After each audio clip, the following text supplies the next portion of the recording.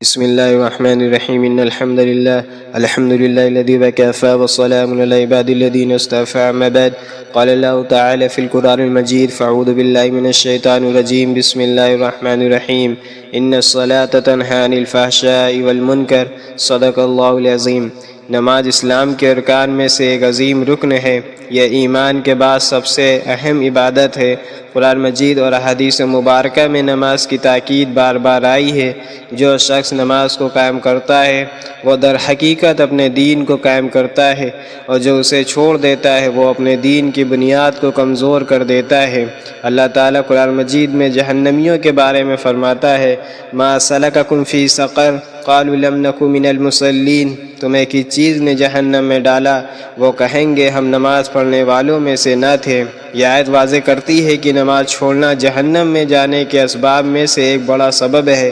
اللہ تعالیٰ دوسری جگہ فرماتا ہے فخلف من بعدهم خلف اضاعوا الصلاة واتبعوا الشہوات فسوف یلقون غیا، پھر ان کے بعد ایسے لوگ آئے جنہوں نے نماز کو ضائع کیا اور خواہشات کے پیچھے لگ گئے، عنقریب وہ گمراہی سے دوچار ہوں گے۔ یہ آیت اس بات کی دلیل ہے کہ نماز چھوڑنا انسان کو خواہشات کا غلام بنا دیتا ہے اور انجام تباہی کی طرف لے جاتا ہے۔ حدیث شریف میں حضرت محمد صلی اللہ علیہ وسلم نے فرمایا ایمان اور کفر کے درمیان جو دیوار ہے وہ نماز ہے۔ یہ حدیث بتاتی ہے کہ نماز ایمان کی علامت ہے اور اسے ترک کرنا انتہائی خطرناک عمل ہے۔ رسول اللہ صلی اللہ علیہ وسلم نے فرمایا قیامت کے دن بندے سے سب سے پہلے نماز کا حساب لیا جائے گا۔ اگر وہ درست ہوئی تو باقی اعمال بھی درست ہوں گے، اور اگر وہ خراب ہوئی تو باقی اعمال بھی خراب ہو جائیں گے۔ نماز چھوڑنے کے دنیا میں بھی بہت سے نقصان ہیں۔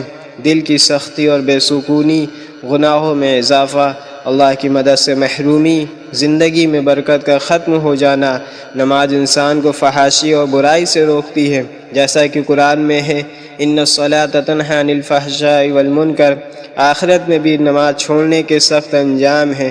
نماز چھوڑنے والوں کے لیے قبر کا عذاب ہے، میدان حشر میں رسوائی ہے، پل صراط پر رسوائی، جہنم کی وعید۔ بعض صحابہ کرام رضی اللہ عنہم نماز چھوڑنے کو کفر کے قریب ترین عمل سمجھتے تھے۔